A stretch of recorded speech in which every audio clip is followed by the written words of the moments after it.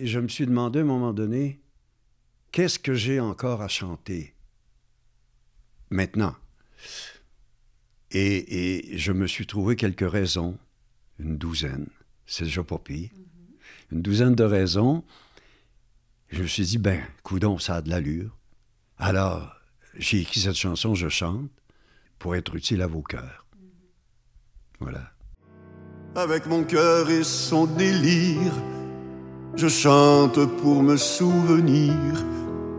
Je chante et je rêve parfois, avec l'espoir, avec la foi, que la paix nous viendra un jour. Je chante pour chanter l'amour. Je chante. Aznavour disait, je ne suis pas vieux, je suis âgé. Bon, j'aime mieux ça aussi. Mais quand on a cet âge-là, on ne dit plus les choses de la même façon. Si on s'en rappelle. Parce que des fois, on n'a plus de mémoire aussi. Moi, chanter sur scène, maintenant, je ne le fais plus parce que mon cœur physique me signifie que c'est terminé, ça. Mais aussi, c'est que les dernières fois que je l'ai fait, j'avais des blancs de mémoire. Mais si tu as un blanc sur scène, puis que ton guitariste ou ton pianiste s'arrête, il n'y a rien là, comme on dit. OK, c'est le monde, au Mexique, on recommence, mais pas avec l'orchestre. Et ça me troublait. J'avais des crampes. Je me suis dit, c'est terminé, je ne fais plus de scène.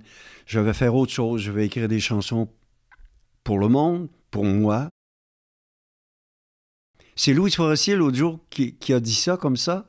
Elle a dit, Claude, c'est un homme, moitié homme des bois, moitié homme de la ville. Elle dit, moi, j'aime ça, ces gars-là, parce qu'ils sont solides.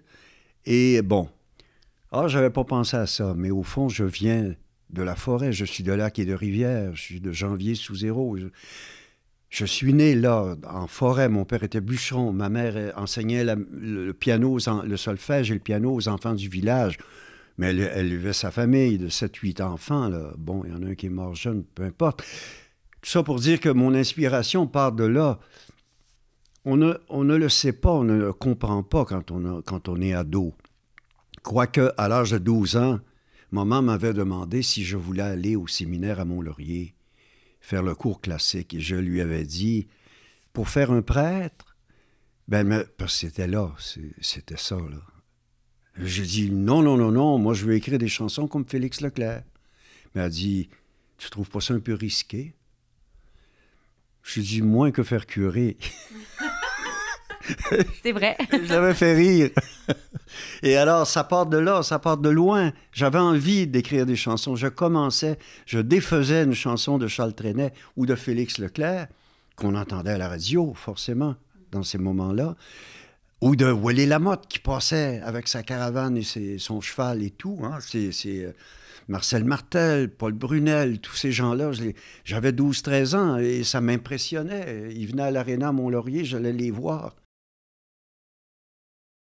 C'est difficile, il y en a plusieurs, mais il y en a un, certainement. Je suis au Lac-Saguet chez mes parents, mes vieux parents du temps, et on avait un téléphone encore à 3 coups, vous savez, un grand, 2 petits, là, comme ça, ring, ring, ring. Ça, c'est encore, on est loin, là. 66, je crois. Mes parents encore avaient ce téléphone-là.